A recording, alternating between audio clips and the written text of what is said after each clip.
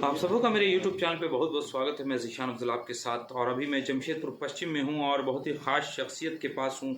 इनको बाबर खान कहते हैं और जो MIM की टिकट से इस बार जमशेदपुर पश्चिम से विधानसभा का चुनाव लड़ रहे हैं। और एक तरह से कहें तो जमशेदपुर पश्चिम अभी हॉट सीट बन गया है पूरे झारखंड का। सबसे वजह ये है कि यहाँ से सरयू राय हैं, यहाँ से बन्ना गुप्ता से हैं, यहाँ से बाबर खान साहब हैं और यहाँ से काशिफ रजा सिद्दीकी भी। ये चार इंपॉर्टेंट कैंडिडेट, कहीं ना कहीं फाइट बहुत ही कड़ी नज़र आ रही है अब तक जो हम लोग देख रहे हैं।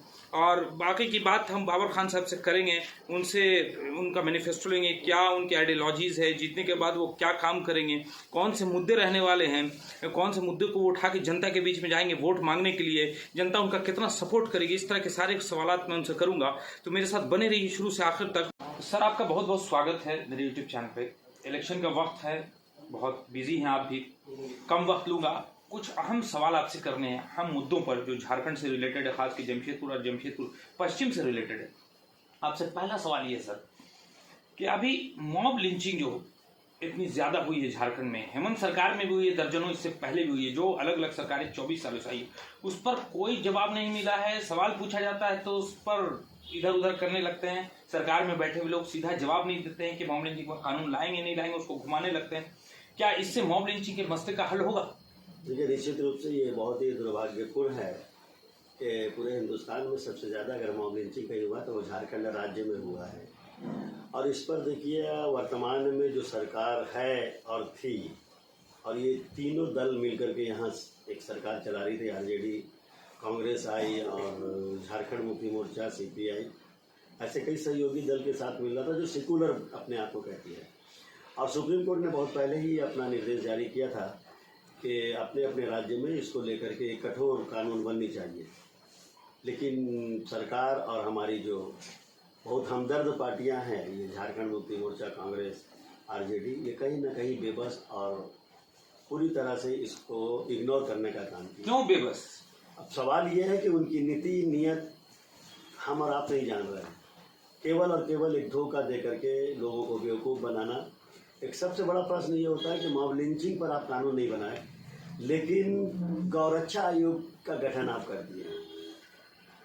आप हमको उर्दू लैंग्वेज को सेकंड दर्जे का आप मुकाम देते हैं, लेकिन उर्दू एकेडमी का गठन नहीं करते हैं। दर्जनों मदरसे हैं जो सरकारी मान्यता प्राप्त नहीं है।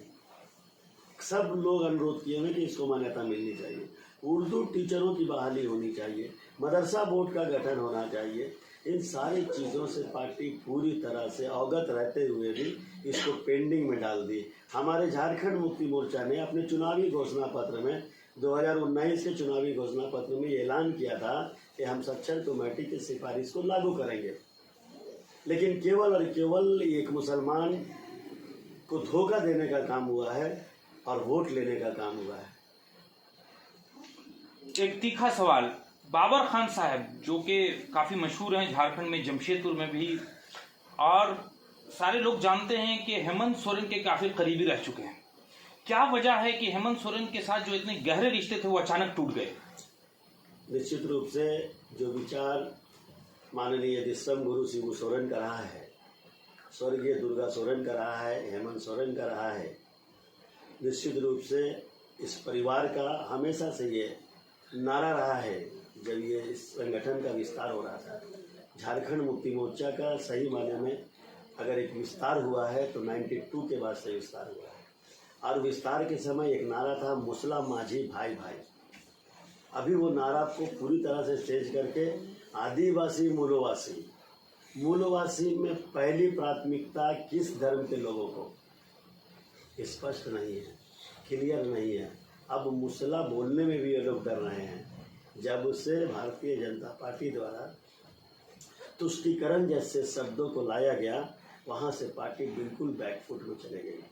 किसी भी हमारे जो सेंसिटिव मेरे मुद्दे रहे हैं, उस मुद्दे का निदान करने का काम इस पार्टी नहीं की। सवाल ये है कि हम 30 साल से पार्टी में नहीं, 35 साल से हम उस पार्टी में रहे।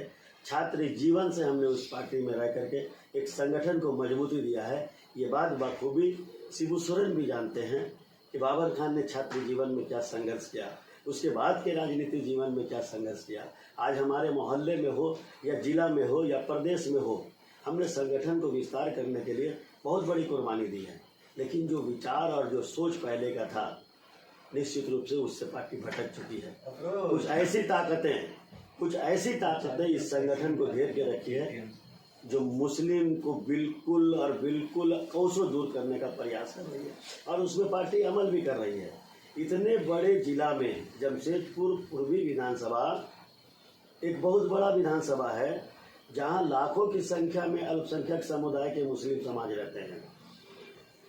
जिला 20 सूत्री का गठन हुआ। जिला 20 सूत्री के गठन में एक भी मुस्लिम को वहां स्थान नहीं दिया गया। इससे पहले मधु कोड़ा के द्वारा जब मनोनीत हुआ था ये जिला 20 सूत्री का मुस्लिम सदस्य है, लेकिन ये पहला अवसर है कि झारखंड मुक्ति मोर्चा, कांग्रेस आई, CPI के रहते हुए जिला 20 सूत्री में एक भी सदस्यों को स्थान नहीं दिया गया जो एक खास समुदाय के थे। दूसरा प्रश्न ये होता है कि आज हमारे इस जिला में हमने कहा कि लाखों की संख्या में लोग रहते हैं, और खासकर पश्चिम विधानसभा में जो आबादी है वो किसी से छुपी हुई नहीं है। आज पार्टी का केंद्रीय अधिवेशन होता है झारखंड मुक्ति मोर्चा का, उसमें एक भी केंद्र में सदस्य का मनोनीत नहीं किया जाता है। क्या वजह है? जिस पार्टी में हम केंद्रीय सदस्य रहे, केंद्र में हम स्कूटी बॉडी में रहे, केंद्रीय सचिव रहे, आज उस पार्टी में केंद्रीय सदस्य के लिए कोई भी मुसलमान नहीं था। हो सकता है कि पार्टी से हमारा कोई अनबन होता हो, पार्टी को कुछ हमारे विचारों से कुछ तकलीफ हुई होगी, और भी तो लोग थे। अभी मात्र 2 दिन पहले ये चुनाव के घोषणा होने के बाद हमारे शेख बदरुद्दीन को ले रखा गया, जबकि इनका कद है केंद्र का उपाध्यक्ष और केंद्रीय महासचिव होना, लेकिन कहीं ना कहीं एक प्रलोभन दिया गया कि आप चुनाव में एक्टिव हो जाइए। उनको 2 दिन पहले केंद्रीय सदस्य बनाया गया। तो कहीं ना कहीं पार्टी अपने विचारों से पूरी तरह भटक चुकी है, जिसका रीज़न था कि हमने पार्टी में त्यागपत्र दे करके एक आज संविधान, देश के संविधान के अधिकार, संविधान में दिए अधिकार को लेकर के कोई आवाज़ उठा रहा है, तो एक व्यक्ति है जनाब असदुद्दीन अवैसी साहब, जो सभी धर्म और सभी जाति के लिए अपनी आवाज़ को मजबूती के साथ सड़क से लेकर के सदन तक रखते हैं। वैसे लोगों की ज़रूरत आज है असेंबली में और पार्लियामेंट में भेजने का।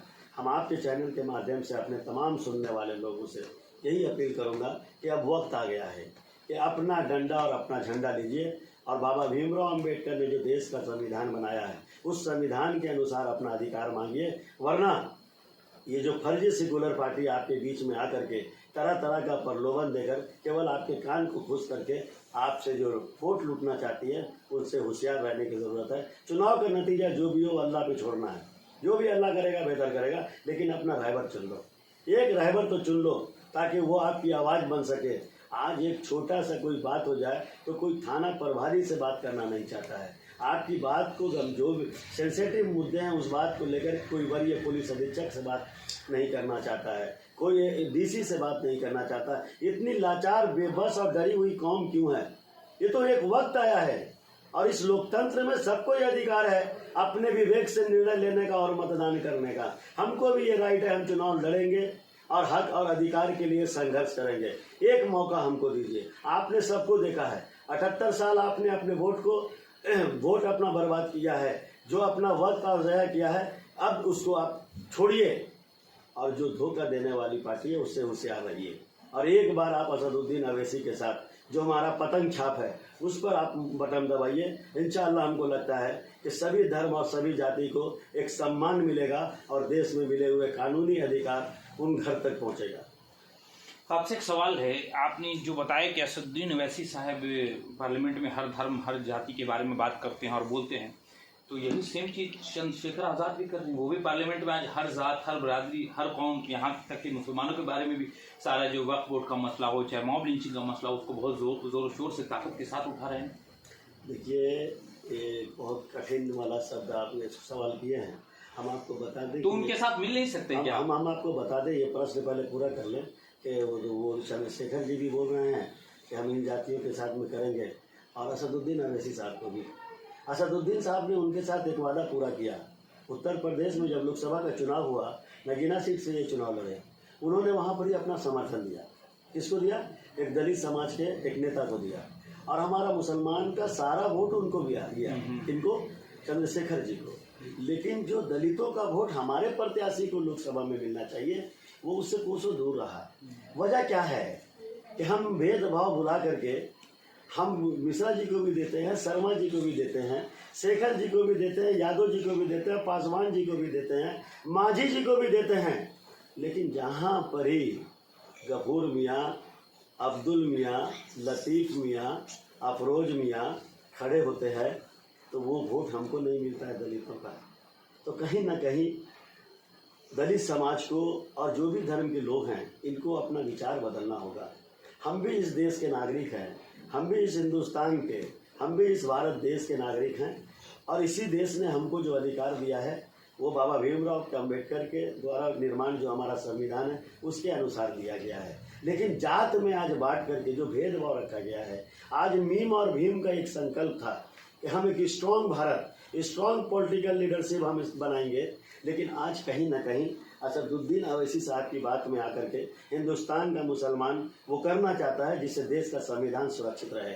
लेकिन अदर जो जात का जिनके साथ हम समर्थन करते हैं उनका मत हमको नहीं प्राप्त होता है। ये सोचने का लम्हा है। जिस रोज ये सोच खत्म होगी और देश में एक जिम्मेदार लोग एक प्रचार प्रसार में लग जाएंगे कि जात को नहीं देखना है, जाति विशेष पे अगर हम राजनीति करेंगे तो ये भारत खंड खंड में बढ़ जाएगा। जो सोच यहाँ के वीर शहीदों का रहा है निश्चित रूप से वो चकनाचूर हो जाएगा। आज अशफाकुल्ला खान हो गए, अब्दुल हामिद हो गए, जितने भी वीर शहीद थे उनका ये सोच नहीं था कि हम भारत में आकर के हम भारत के आज़ाद दिला करके देश में जाति विशेष में बांट दें, कभी उनकी सोच नहीं थी।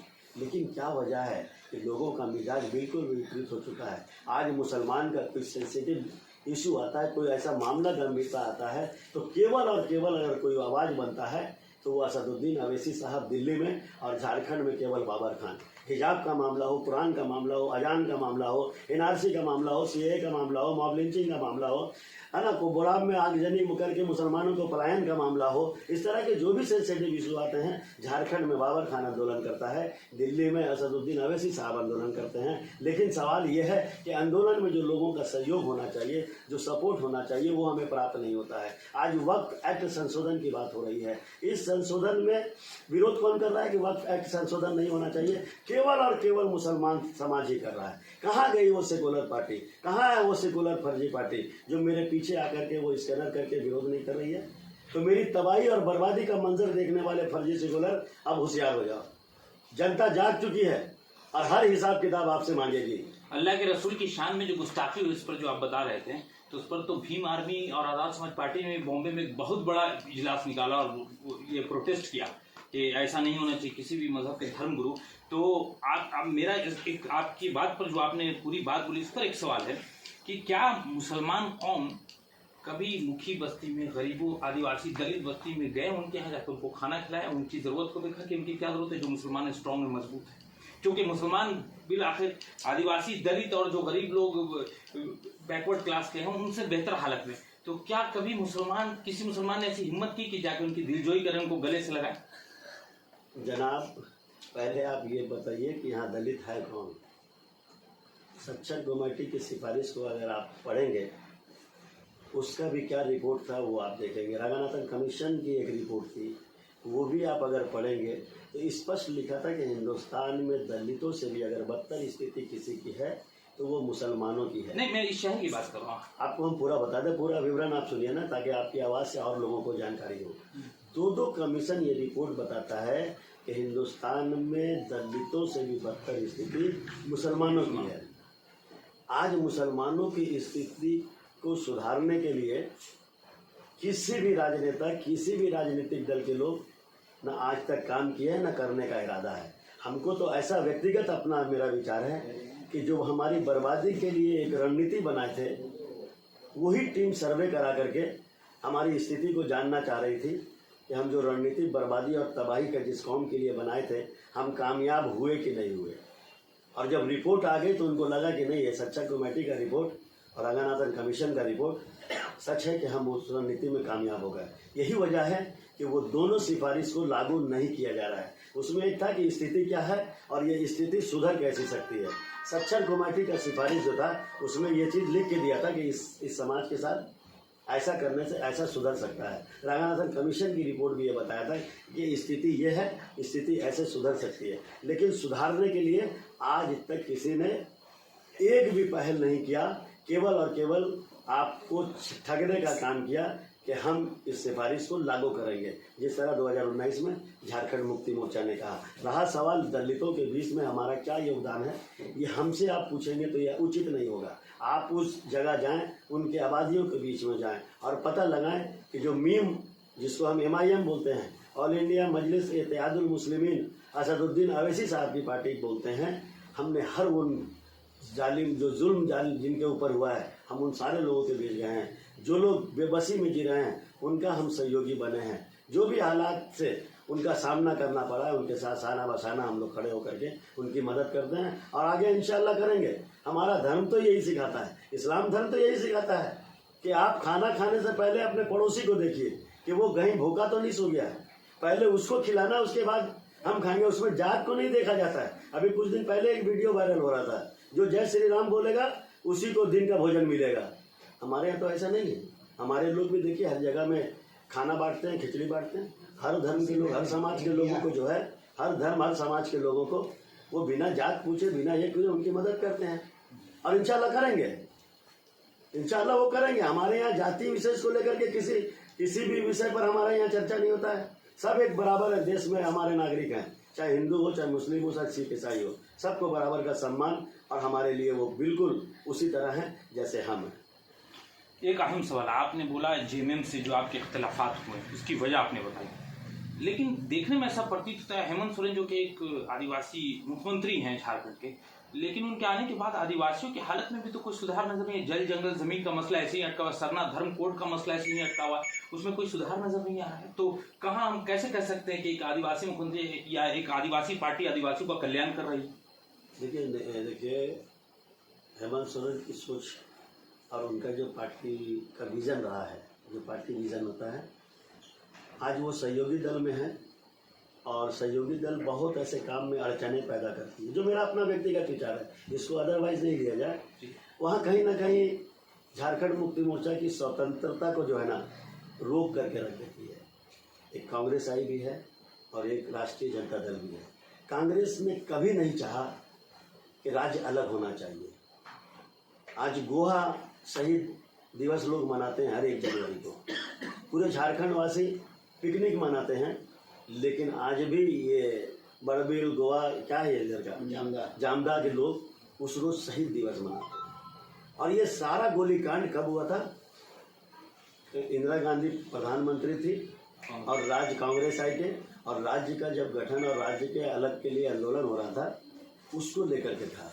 लेकिन आदिवासियों की आवाज़ को दफन करने के लिए और राज्य अलग राज्य ना बना, उसके लिए जितना जुल्म कांग्रेस ने किया है झारखंड वासियों के साथ, झारखंड के आंदोलनकारियों के साथ, आज यही डॉक्टर अजय कुमार है ना, इनके टाइम में आंदोलन चरम सीमा पे था। दुलाल भुइयां, वो बसंत टाकिस के पास वो गोलचक्कर है, वहाँ इस तरह मार करके थूक तक चटाया गया। उस टाइम वरीय पुलिस अधीक्षक थे, तो क्या नाम है, हमारे प्रमोद लाल आंदोलनकारी हैं, उसके साथ भी जो जुल्म हुआ, तो क्या वो सीताराम डेरा थाना में शेख बदरुद्दीन साहब, हम भी उनके साथ सहयोगी बन करके आंदोलन में पार्टी चौक वगैरह में रोड को जाम करना, रेलवे ट्रैक को जाम करना हम रहते थे।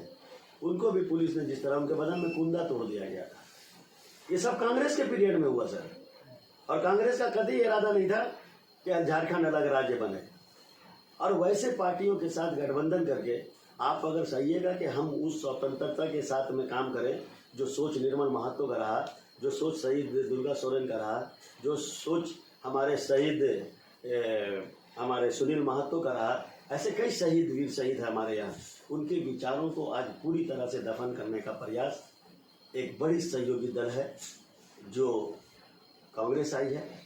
निश्चित रूप से उससे भी जो हमको इंटरनली है, क्योंकि उस पार्टी में हम रहते हैं ना, पार्टी उससे भी नाखुश है, उसको खुले रूप में काम नहीं करने देना चाहती है। यही वजह है कि जो सोच आदिवासियों की उन्नति, आज तो लकड़ी चुनने वाली आज भी चुन रही आदिवासी, हड़िया बेचने वाले आज भी हड़िया बेच रहे हैं। सच्चाई है ना।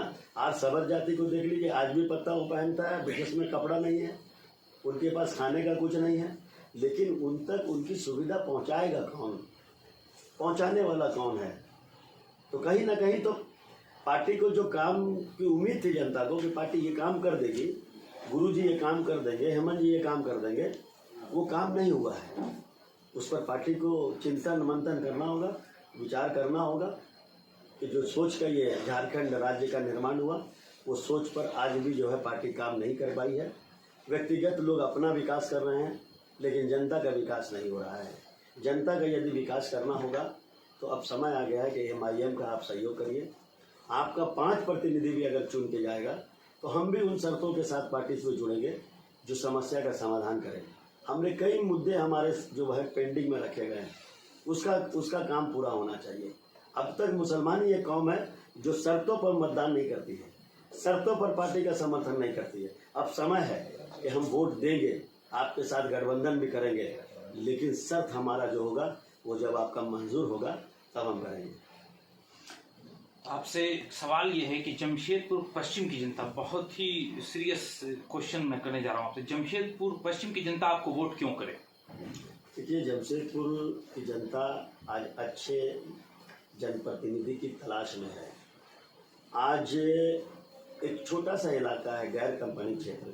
जमशेदपुर में टिस्को का क्षेत्र अलग कहलाता है और गैर टिस्को क्षेत्र अलग कहलाता है। टिस्को का जो क्षेत्र होता है टाटा कंपनी का, वो वहाँ डेवलप का काम करती है, शिक्षा से लेकर स्वास्थ्य तक, स्वच्छता से लेकर सुरक्षा तक, ये सारे चीज़ आपको उपलब्ध रहेंगे टाटा कंपनी के क्षेत्र में। लेकिन गैर कंपनी का जो क्षेत्र है हमारा पश्चिम विधानसभा में, वो एक बहुत बड़ी आबादी है, मानगो क्षेत्र। आज वहाँ पर ये सारी सुविधाओं से लेकर वंचित है। इसका यदि निदान करना है तो आपको MIM का प्रत्याशी बाबर खान को आपको अपना मत देना होगा, और यदि आप मत देंगे तो निश्चित रूप से मानगो की जो मूलभूत सुविधाएं हैं उससे लोगों को फायदा होगा और मूलभूत सुविधाएं हम दिलाने पे काम करेंगे। आज देखिए, आज बढ़ते होल्डिंग टैक्स लोगों का कमर तोड़ दिया है। हमको नागरिक सुविधा नहीं मिल रही है, लेकिन होल्डिंग टैक्स लिया जा रहा है, जबकि ये कर्तव्य बनता है नगर निगम का। यदि आप होल्डिंग टैक्स ले रहे हैं तो प्रत्येक परिवार को नागरिक सुविधा देना आपका काम है, आप वो नहीं देते हैं।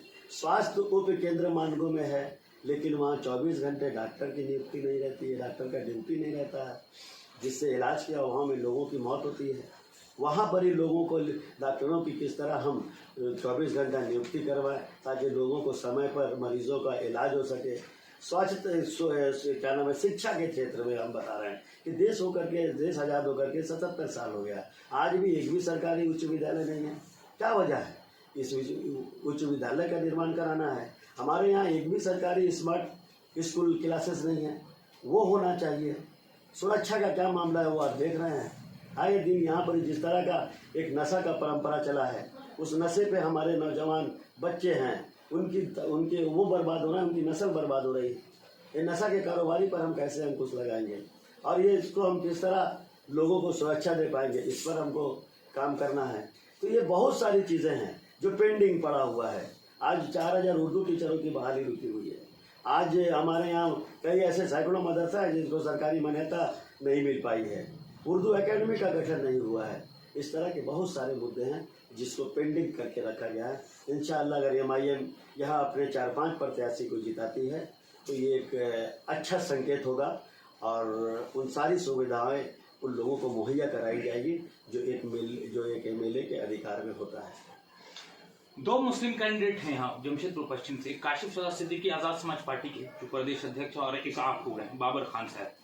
आपको नहीं लगता है कि वोट कटेगा दोनों का? देखिए, जनता जो है जाग चुकी है और हमने कहा है कि ये एक अच्छा मौका है और आप उस संख्या में हैं। आज इस पश्चिम विधानसभा में लगभग 1.25 लाख वोटर हैं। हम नहीं बोलते हैं, यहाँ पर ही 3,86,612 मतदाता हैं और इन मतदाताओं के बीच में हम 28 से 30% वोटर हैं सर। यदि आप तमाम लोग एक तरफ वोट देंगे तो आपका प्रत्याशी जीतेगा। और ऐसा नहीं है कि हमको एक जाति विशेष का ही मिलेगा, हमको अन्य धर्म और जाति समाज का मिलेगा। हमें दलित भी देंगे, हमें आदिवासी भी देंगे, हमें हरिजन भी देंगे, मुखी समाज भी देगा, हमें क्रिश्चियन समाज भी देगा। तो ऐसे कई समाज के लोग हैं और जो सच्चे और जिम्मेदार एक अच्छा झारखंड, अच्छा हिंदुस्तान देखना चाहते हैं, उनकी संख्या अधिक है। जो नफरत के बीज बो रहे हैं वो मुट्ठी भर भी नहीं है। तो हमें उम्मीद है कि अच्छे हिंदुस्तान देखने वाले, अच्छे झारखंड देखने वाले हम हमारे पक्ष में मतदान करेंगे और ये परिवर्तन होगा। रहा सवाल ये दो आदमी के बीच में, जनता को जो अच्छा लगे, अगर लगता है कि हम उस काबिल है तो हमको देना, और नहीं लगता है तो आपकी मर्जी। हम तो एकदम ये बोल रहे हैं कि अपना रहबर चुनो। एक छोटा सा छोटा समाज, एक छोटा सा छोटा धर्म, अपना लीडर, अपना रहनुमा, अपना नुमाइंदा चुन लिया। आप जो 150 साल हुकूमत किए, आज एक नेता और रहबर के लिए तरस रहे हैं। एक डर का माहौल बना करके, लोगों को भयभीत करके, बेचारगी, लाचारी, उसके अंदर बेबसी पैदा करके आप वोट लेना चाहते हैं। और मुसलमानों को लोग ये समझ गए कि चंद रुपए में हम वोट ले लेंगे, 5 साल आपके दुख सुख में वो शामिल नहीं होंगे। लेकिन वक्त समय पे आएगा तो उनके पॉकेट में इतना, उनके पॉकेट में इतना, उनको इतना। और वो ऐसे लोग हैं जो समाज से बाइकाट है, भूमि माफिया लोग हैं, दलाल लोग हैं, वो आपको नजर आएंगे उनके साथ। जो दागी हैं, चाहे वो मर्डरिस्ट हो, चाहे वो रंगदार हो, चाहे वो क्या नाम है भूमि माफिया हो, वो उनके साथ में नजर आएंगे। तो ऐसे लोगों को रख करके आप यदि दूसरे के मतदाताओं को भयभीत करेंगे, दूसरे के समर्थकों को भयभीत करेंगे, तो डर और खौफ से कितना दिन चलेगा। हिटलर की तो हिटलर शाही नहीं चली सर।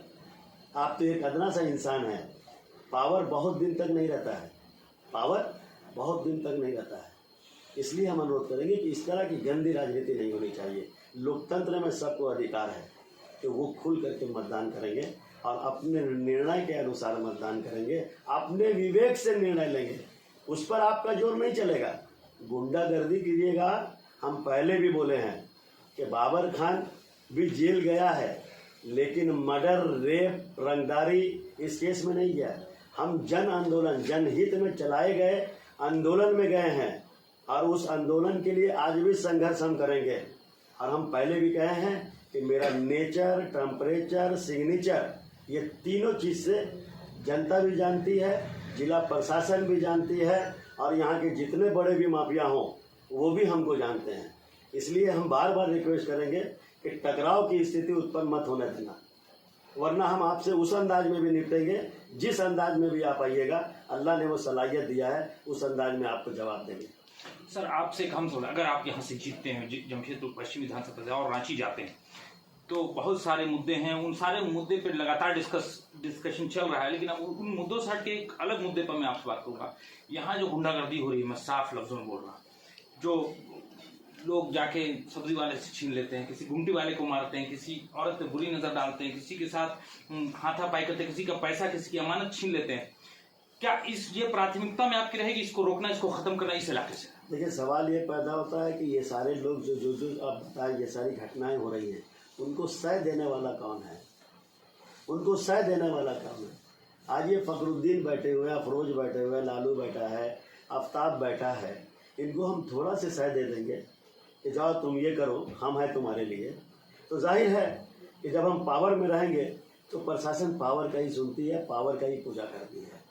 तो वैसा टीम जिंदगी में बाबर खान स्थापित नहीं होने देगा। हम अपने लोगों को समझाते हैं कि राइट है आपको प्रोटेस्ट करने का, आप करो, लेकिन कानून को हाथ में मत लेना। और जब तक हम आयात में रहेंगे, अपनी टीम को यही समझाएंगे कि देश के संविधान के अनुसार चलना है, और गुंडा का दिन और टाइम लिमिटेड होता है, ये भी ज़्यादा दिन नहीं चलते हैं, और ये भी समाप्त होगा। आप लोग दुआ करें कि कतई नहीं चलेगा। जो गरीबों के साथ जुल्म करेगा, ये मान लीजिए कि वो बाबर के साथ जुल्म किया है। कोई अगर गरीबों से रंगदारी ले रहा है तो हम ये मानेंगे कि बाबर खान से रंगदारी मांग रहा है। तो ये पूरी तरह समाप्त होगा, और इंशाअल्लाह हार और जीत अल्लाह पे छोड़ेंगे। जो भी अल्लाह ताला करेंगे वो मेरे हक में बेहतर करेंगे। उसके बावजूद भी हम उन लोगों से मिलेंगे और मिलते हैं। आज हमारे यहाँ हत्याएं नहीं होती थी, मानगो थाना क्षेत्र, आज़ादनगर थाना क्षेत्र में। आज क्या वजह है कि चंद बातों में लोगों की जान चली जा रही है, जान ले ली जा रही है, और जान लेने वालों को सह कौन दे रहा है? अपराधियों का आप अपना सहयोगी बना करके अगर इर्द गिर्द में घुमाइएगा तो वो ज़्यादा दिन नहीं चलने वाला। ये लिमिटेड होता है सर। बड़े बड़े क्रिमिनल को हम लोगों ने देखा है, हमारे गार्जियन स्वरूप जो हमारे पूर्वज हैं वो भी अपराधियों की जो है ना इतिहास बताते थे। अपराधी को अपने उन सारे चीज़ों को छोड़ना होगा और समाज के मुख्य धारा में जोड़ना होगा। उसके लिए हम प्रयास जारी रखेंगे और उन लोगों को भी हम मैसेज देना चाहेंगे कि गलत मत करो, आप समाज के मुख्य धारा से भटको मत, आप आओ मेरे साथ।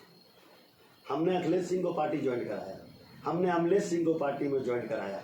जिला प्रशासन का विरोध हो रहा था कि आप इन अपराधियों को क्यों, हमने जवाब दिया था, आप नक्सलियों को सिलेंडर कराने के लिए आप इनाम रखे हैं, 50 लाख देंगे, 50,000 देंगे।